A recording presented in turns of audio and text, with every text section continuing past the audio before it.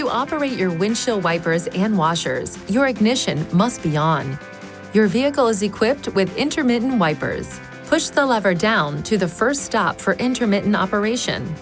Rotate the collar to this position to increase wiper speed, or this position to decrease wiper speed. Push this lever down to low, the second stop, and the wipers will operate on continuous low speed.